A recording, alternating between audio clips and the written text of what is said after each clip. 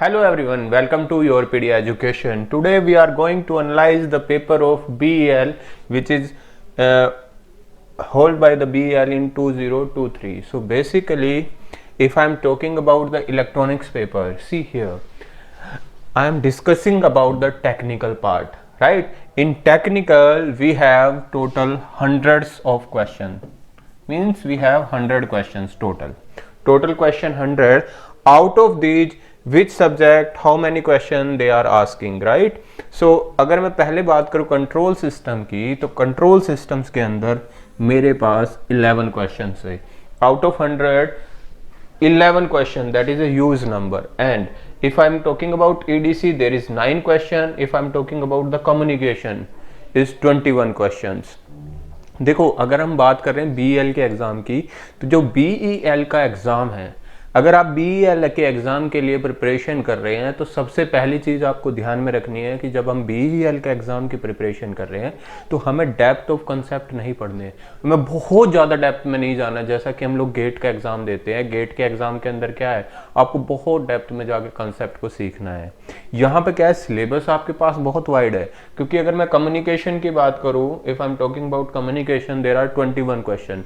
Out of these 21 questions, 5 questions are from the satellite communication, line of sight communication. So that is the different, which we don't study in for the gate, right? जो हम लोग gate के अंदर cover नहीं करते. तो इन 21 questions में से 5 क्वेश्चन जो है वो satellite communication, line of site communication से थे. एंटीना, हाँ जब हम EMFT की बात करेंगे, देखो EMFT के अंदर अपने पास कितने क्वेश्चन थे, EMFT के अंदर 9 क्वेश्चन थे. इन 9 क्वेश्चन के अंदर 2 to 3 क्वेश्चंस जो है वो एंटीना से थे. तो ऐसे यहाँ पे जो है वेरिएशन ज़्यादा है. यहाँ पे आपको बहुत सारी चीज़ें पढ़नी पड़ेंगी जो कि गेट से थोड़ी सी अलग है. स्ट्रेटेजी BEL के एग्जाम की गेट के एग्जाम से स्ट्रेटेजी बिल्कुल डिफरेंट रहती है. BEL के एग्जाम के अंदर हमें ज़्यादा डेप्थ में जाने की ज़रूरत नहीं है. सो हम कह सकते हैं कि हमारी प्रिपरेशन स्ट्रेटेजी जो है वो हॉरिजॉन्टल रहेगी. मतलब हमने बहुत सारे टॉपिक्स को कवर करना है but not in the depth. हमें उनके बारे में बेसिक नॉलेज सबके रिगार्डिंग होनी चाहिए. हाँ, इसी कम्युनिकेशन के अंदर मैं बात करूँ, 3 क्वेश्चन जो थे वो GPS से थे, ग्लोबल पोजिशनिंग सिस्टम, जो कि हम लोग स्टडी नहीं करते गेट के अंदर. एक क्वेश्चन था, आप जाके चेक कर सकते हो, मैंने डिटेल सॉल्यूशन बनाया हुआ है पूरे पेपर का, उसके ऊपर वीडियो भी एक बनाया हुआ है, वहां पे मैंने सारा का सारा डिस्कस किया हुआ है. GPS से आई थिंक 1 और 2 क्वेश्चंस जो है वो GPS से थे, जहां पे उसने पूछा था कि अगर मुझे 3D इमेज बनानी है तो कितने सैटेलाइट की GPS के अंदर रिक्वायरमेंट होगी. तो ये छोटे छोटे से टॉपिक है जिससे यहाँ पे क्वेश्चंस बहुत ज्यादा आए हैं और जो बहुत ही ज्यादा इंपॉर्टेंस रखते हैं. सो अगर मैं एनालिसिस की बात करूं तो कंट्रोल सिस्टम, तो कंट्रोल सिस्टम के अंदर जितने भी क्वेश्चन थे वो मोस्टली जो है वो बेसिक पे थे कि बोडे प्लॉट है, नेक्विस्ट प्लॉट है, आपका रूट लोकस है, पोलर प्लॉट है. जैसे एक क्वेश्चन था रूट लोकस, जब हम स्टार्ट कर रहे हैं तो रूट लोकस के अंदर कितनी ब्रांचेज होगी, जो हम स्टार्टिंग में ही स्टडी करते हैं. तो बेसिकली अगर हम बात करते हैं BEL के जो एग्जाम है, तो वही फिर से कह रहा हूं, यहाँ पे हॉरिजॉन्टल स्टडी है, डेप्थ स्टडी हमने नहीं करनी है. तो कंट्रोल सिस्टम के अंदर कितने क्वेश्चन आए थे, 11 क्वेश्चंस थे. EDC, electronics device and circuit, इससे अपने पास 9 क्वेश्चन थे. देखो यहाँ पे फिर से अगर हम बात करेंगे गेट से, तो जैसे गेट के अंदर हम लोग CMOS के रिगार्डिंग ज्यादा डिटेल डिस्कशन नहीं करते, बट यहाँ पे 1 और 2 क्वेश्चन जो है वो लॉजिक फैमिली से थे, TTL लॉजिक फैमिली, क्योंकि लॉजिक फैमिली हमारे गेट का पार्ट नहीं है अब, तो बट EDC के अंदर इसने लॉजिक फैमिली से भी 2-3 क्वेश्चंस पूछे हुए थे. नेक्स्ट कम्युनिकेशन के रिगार्डिंग मैं डिस्कशन पहले ही कर चुका हूं.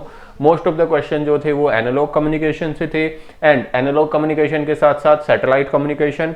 डिजिटल कम्युनिकेशन से मुझे नहीं लगता कोई क्वेश्चन था यहाँ पे, but most of the question analog communication, PCM वाला पार्ट और आपका सैटेलाइट कम्युनिकेशन से थे. नेटवर्क के अंदर अगर हम बात करते हैं, नेटवर्क के अंदर 2 न्यूमेरिकल सोल्व करने के लिए थे. देखिए इस पेपर के अंदर जो न्यूमेरिकल थे वो बहुत बेसिक न्यूमेरिकल थे, जिसके लिए आपको कैलकुलेटर की रिक्वायरमेंट नहीं रहेगी, राइट. दूसरी चीज है नेटवर्क थ्योरी.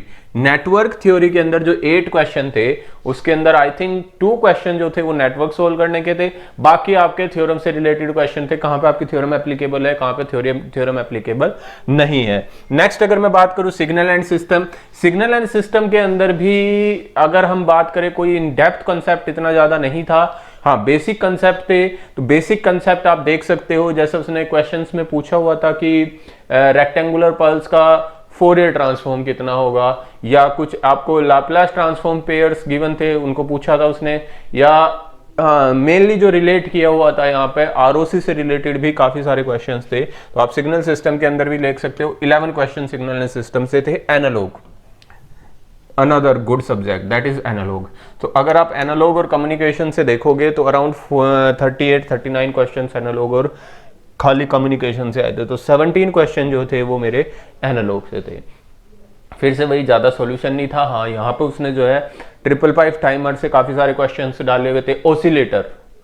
ओसिलेटर के अंदर एक ही क्वेश्चन को उसने 3 टाइम्स पूछा हुआ था डिफरेंट वेज के अंदर। तो जो इंपॉर्टेंट पार्ट है वो बेसिक प्रिंसिपल है हर एक का, राइट। हम लोग जैसे अगर आप याद देखा होगा आपने, जब हम आरई रेजिस्टेंस यूज करते हैं उस आरई रेजिस्टेंस का क्या बेनिफिट है, इस टाइप के क्वेश्चंस जो हम बाइसिंग करते हैं जब ट्रांजिस्टर की, वहां पे आरई रेजिस्टेंस लगाते हैं, एमिटर रेजिस्टेंस, उसका क्या बेनिफिट है।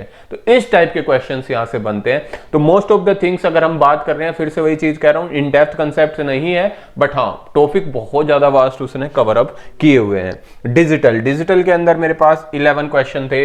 हाँ डिजिटल के अंदर जो 11 क्वेश्चन थे उसमें मोस्टली रिपल कैरी एडर, मतलब आपको 2 नंबर दे दिए थे, उनको ऐड करना था। Binary to hexadecimal to octal to hexadecimal, this type के क्वेश्चंस आपके यहाँ पे काफी सारे बने हुए थे। ग्रे कोड कन्वर्जन, इस टाइप के क्वेश्चंस आपके डिजिटल से आए थे। ईएमएफटी का जो मोस्टली पार्ट था, बाउंड्री कंडीशन से एक क्वेश्चन था। एंड ऐसे ही अगर हम बात करते हैं तो ईएम वेव से क्वेश्चन थे, एंटीना का पार्ट था। तो ये वाले सारा पार्ट यहाँ पे कवर अप किया हुआ था ईएमएफटी। माइक्रो प्रोसेसर से भी अपने पास 3 क्वेश्चंस यहाँ पे थे। तो ये मेरा डिटेल एनालिसिस है सब्जेक्ट वाइज, कौन से सब्जेक्ट से कितने क्वेश्चन है और क्या क्या चीजें आपको पढ़नी चाहिए।